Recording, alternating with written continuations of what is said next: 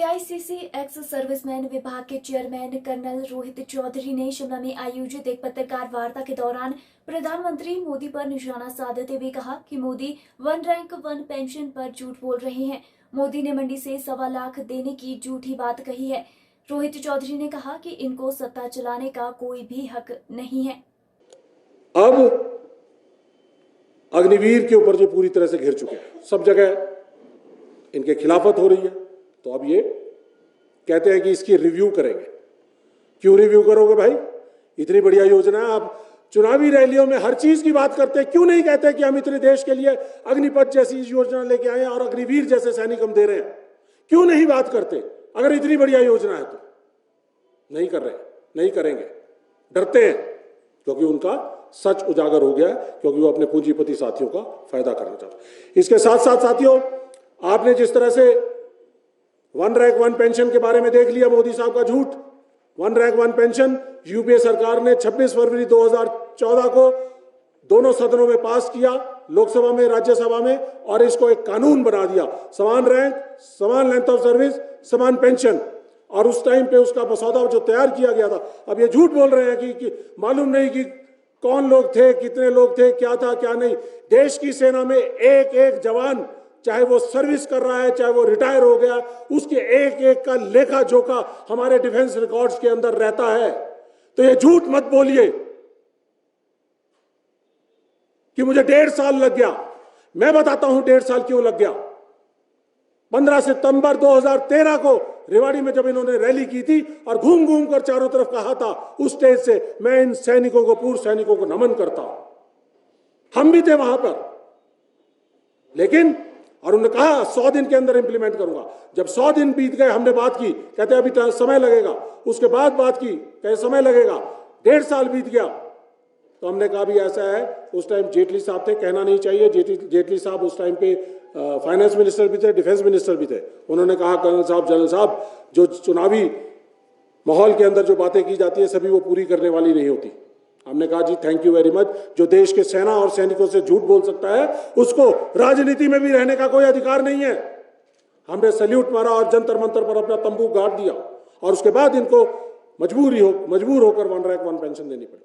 तो जो 8,300 करोड़ का जो मसौदा था, जो यूपीए सरकार के दौरान बनाया गया था, उसको जब इन्होंने 2015 में 7 नवंबर 2015 में जब पास किया तो मात्र 5300 करोड़ कर दिया। तो 3000 करोड़ का नुकसान वहां पे किया। तो साथियों, एक चीज और बताना चाहूंगा, ये जब कहते हैं कि 26 फरवरी को जब इन्होंने बजट में 2014 में 500 करोड़ का प्रोविजन रखा, 500 करोड़ का प्रोविजन इसलिए रखा गया था, आप लोगों को जानकारी होनी चाहिए क्योंकि आप पत्रकार हैं। जब चुनाव में आप जा रहे हैं तो आप सिर्फ अप्रैल और मई 2 महीने का बजट दे सकते हैं। इंटरिम बजट होता है, क्योंकि आने वाली सरकार जो है वो उसका फैसला करती है। वो मई और जून में जब सरकार बनती है उसके बाद फुल बजट आता है। तो वो इंटरिम बजट था, इसलिए 500 करोड़ रखा गया। और कहा गया, उसके अंदर लिखा गया, चिदम्बरम साहब की स्पीच में कहा गया पार्लियामेंट में कि इसके बजटरी प्रोविजंस के लिए कोई भी पैसे की कोई भी कमी नहीं आएगी। तो मोदी जी झूठ मत बोलिए। आज आपका झूठ पकड़ा गया। 2015 में 5300-5500 करोड़ बताया, उसके बाद आप बढ़ते चले गए। रेवाड़ी में उन्होंने अभी पीछे बोला 1 लाख करोड़, 2 दिन पहले आपके यहां पे बोला 1.25 लाख करोड़। तो ये झूठ का ग्राफ किस तरह से बढ़ा है इनका, ऐसा ही झूठ का ग्राफ इनका हर मुद्दे के ऊपर बढ़ता है। जब इन्होंने सर्जिकल स्ट्राइक की 2017 में, 29 सितंबर 2017 में सर्जिकल स्ट्राइक की, उससे अगले दिन 30 सितंबर को इन्होंने डिसेबिलिटी पेंशन को खत्म करने का ऐलान किया, ऑर्डर निकाल दिया।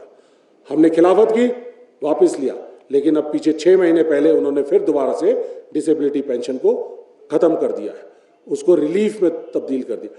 जो पहले टैक्स बेनिफिट से, इनकम टैक्स से के दायरे से बाहर थी, अब वो इनकम टैक्स के दायरे में ले आए। तो कांग्रेस पार्टी ने फैसला किया है वन रैंक वन पेंशन जो यूपीए के आदेश में जिस तरह से था उस तरह से दी जाएगी।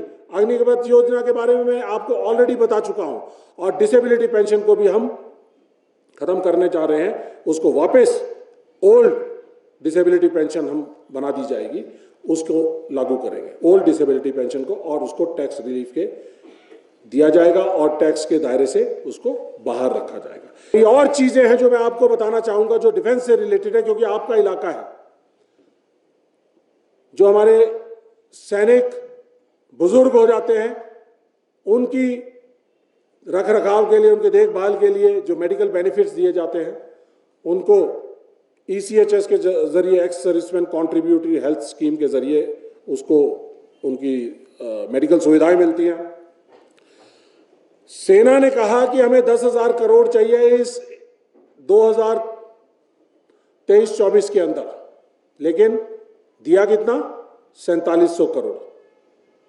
5300 करोड़ का वहां नुकसान, जिसकी वजह से हॉस्पिटल्स आज पूर्व सैनिकों को इलाज के लिए एक्सेप्ट नहीं कर रहे, उनको दवाइयां नहीं मिल रही। ऐसी तकलीफ में डाल दिया इन्होंने हमारे देश के बुजुर्गों को, बुजुर्ग सैनिकों को, जिन्होंने अपना प्राइम इस देश के लिए दे दिया। इसमें बहुत से ऐसे हैं जो कि डिसेबल्ड सोल्जर हैं।